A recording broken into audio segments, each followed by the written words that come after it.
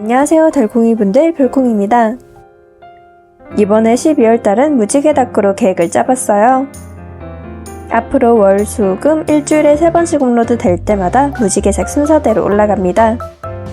하다보니 모든 컬러가 20개씩 되어서 20개 다꾸씩 그 컬러대로 올라가요. 도안 어분, 인물의 크기, 속지의 크기는 전부 랜덤인 대신 해당 컬러만 보고 달렸습니다. 거의 3일 만에 140개의 다꾸를 끝냈는데 연말 특집으로 좋을 것 같아서 늦게 올렸어요. 이미 인스타그램에서도 한참 옛날에 업로드 되었기에 잊은 분들이 많을 것 같습니다. 이번에 사용하게 된 다이어리는 상공 A7 아카이브 에코드 소울 저널이에요. 옛날 인스의 경우 사이즈가 작은 게 많아서 정사각형 꾸미기엔 무리가 갔습니다. 특히나 똥매를 사용할 때 직사각형이 많은데 이런 경우 아카이브나 A7이 좋았어요. 인물을 여러 명 사용하지 않으면 세로로 길고 가로로 짧은 직사각형 모양이 되거든요. 그래서 늘 다이어리 사이즈는 다양하게 쓰고 있습니다. 컬러 다꾸를 많이 하면서 느낀 건데 확실히 셀러분들이 발주하는 색이 편파적이에요. 대부분 빨강, 검정, 파랑이 많고 그 다음은 보라색이었습니다. 필기할 때도 3색의 볼펜은 색깔 일치하네요. 물론 빨강과 검정은 제가 좋아하는 색이라 즐거웠지만 가장 힘든 색이 많았습니다. 예를 들어 남색은 파랑과 큰 차이가 없고 노랑과 갈색도 큰 차이가 두드러지지 않아요. 시각적인 측면에서 보고 노랑이다 갈색이다 할 수 있지만 빨강과 파랑처럼 뚜렷하지 않습니다. 그래서 애매한 색은 앞으로 올릴 때 감안하고 봐주시면 감사하겠습니다. 빨강 또한 빨강 그 자체가 있기보다 다홍색, 버건디색 다양해요. 하지만 무지개, 다홍, 버건디, 분홍 세세하게 나뉘어지지 않으니 훨씬 편했습니다. 다만 가장 큰 어려운 점이 제가 빨강을 좋아한다는 사실이에요. 좋아하면 그 색이 제일 많지 않나 생각이 들 수 있습니다. 하지만 다꾸의 결과물보다 과정 속에서 뿌듯함을 느끼는 사람이라 생각보다 다꾸를 많이 해요. 다꾸를 많이 하다 보면 비슷하게 다꾸가 되는 경우가 많은데 가장 쉬운 게 컬러 다꾸입니다. 그럼 당연히 좋아하는 색으로 하는 경우가 많으니 빨강과 검정을 주로 사용했어요. 미래에 제가 무지개 다꾸를 한다면서 굳이 20개나 할 줄도 몰랐습니다. 20개라는 수가 나온 것도 즉흥이었어요. 빨간색 인물을 고르다 나열을 했는데 마침 20개가 나와서 결정했습니다. 아무래도 부담없이 많이 다꾸를 할 수 있는 인물이 가성비 좋은 까만 너구리님 제품이에요. 선물도 많이 받았고 인컷해 놓은 것도 많아서 대부분 까노님 인물이 되었습니다. 배경 또한 이번 기회에 많이 쓰게 되었는데 똥매가 많으니 주로 똥매 모지를 이용했어요. 그리고 인컷해 놓았던 위아래로 붙일 수 있는 스티커도 미래 걱정 없이 사용했습니다. 특히나 가장 잘 사용했던 게 타이포와 레터링 제품이에요.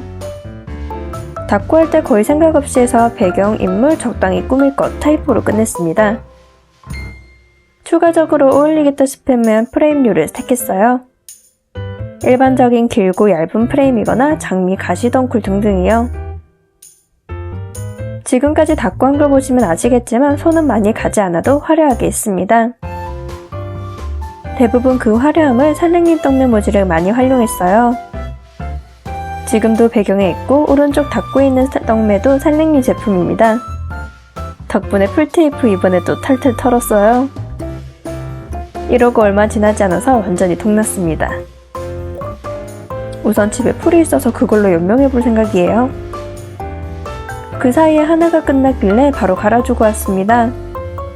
다꾸 하나를 오래 잡지도 않고 양이 많다 보니 다꾸에 대해 개별적인 설명을 못 드렸네요. 이미 눈으로 보시면서 어느 정도 이해가 되시겠지만 앞에서 모르는 부분이 있으시면 꼭 말씀해주세요. 에코드 소울님 저널에서 다꾸할 때는 똥매를 가장 많이 사용했습니다. 똥매를 배경으로 깔고 인물을 올리는 가장 기본적인 배경이 편했어요. 아무래도 인물집을 처음 시작하게 되면 배경은 어떻게 할까 고민이 많이 됩니다. 저 또한 인물집을 할 때마다 고민이에요. 그래서 가장 걱정 없이 썼던 게 똥매와 배경지라 이렇게 추천을 드립니다. 특히나 초보자분들은 초반부터 다양하게 사기 부담스러우니까요. 똥매를 살 때 지금처럼 꽉 차 있는 경우가 있고 글을 쓸 수 있는 똥매도 다양합니다. 꽉 차있는 떡면은 꼭 소분된 것으로 추천드리고 글을 쓸 수 있는 건 백장인 통으로도 괜찮아요. 솔직히 제게는 백장도 많게 느껴져서 더 소분된 것이 필요하지만 어쨌든 그렇습니다. 꽉 찬 건 사용처가 너무 적은데 그렇다고 장점도 있어서 완전히 포기하기가 어려워요. 지금처럼 막 꾸미거나 수봉에 붙이거나 빈티지에도 활용이 가능합니다. 특히나 찍거나 포켓으로 만들거나 다른 의미로 활용이 또 가능해요. 혹은 박테 중에 안쪽이 투명이고 테두리가 검정으로 따져 있는 걸 활용하기도 좋습니다. 우선 지금 생각나는 거 흑백 나비이긴 하네요. 마침 지금 나오고 있는데 이런 모양인 경우도 떡매에 붙여 자르면 해당 떡매의 패턴을 가진 나비가 나옵니다. 같은 맥락으로 색종이와 랩핑지도 마찬가지로 활용이 가능해요. 글을 쓸 수 있는 떡매는 안쪽이 반투명 처리된 것도 있지만 주로 프레임이 많습니다. 프레임만 또 따로 잘라 쓰거나 평소 필기, 편지로도 쓸 수 있지만 가장 좋은 게 남아있어요. 일기 쓸 공간을 만들 수 있다는 장점입니다. 인물집이라고 일기를 아예 쓰지 않는 건 아니에요. 물론 저의 경우 한 번 달리면 20개씩은 기본이라 지금은 일부러 만들지 않습니다. 지금만 해도 일기를 쓸 수 있게 비워둔 다이어리가 5건이 넘어서 자제해야만 해요. 하지만 미리 닦고를 해두는 건 바쁠 때 정말 좋았기에 그럴 때 주로 사용했습니다. 글을 쓸 수 있는 떡매에 한 공간을 주게 되면 꾸밀 부담도 덜어져요. 지금 페이지를 예로 들면 떡면 아니지만 저런 프레임도 좀 더 옆으로 붙이면 됩니다. 전 글을 쓸 수 있는 용으로 들고 온 것이 아닌 배경으로 들고 왔기에 인물에 가려지게 붙였어요. 만약 일기 쓸 페이지라면 프레임을 가로로 배치해서 뾰족한 부분만 인물 뒤로 보낼 겁니다. 한국인은 가로 쓰기가 익숙하기에 세로로 긴 것보다 가로로 긴 편이 편하거든요. 물론 일기 쓸 때 다시 볼 때 편한 것보다 디자인이 중요할 경우 편한 대로 하시면 됩니다. 다시 말하지만 인물집은 일기 쓴 공간이 없어야 하는 건 절대 아니에요. 그저 닦고에 인물이 들어갔을 뿐입니다. 이제 거의 막바지에 다다랐는데 닦고 설명보다 화면에 일치하는 수다가 많았네요. 1차로 화면을 먼저 보고 2차로 소리와 함께 자막을 보게 만든 설계입니다. 의도하지 않았지만요. 앞으로 이어진 무지개 인물집도 계속 봐주길 바라면서 이만 마치겠습니다. 12월 19일까지 이어질 무지개 닦고는 월, 수, 금요일 오후 12시에 업로드돼요.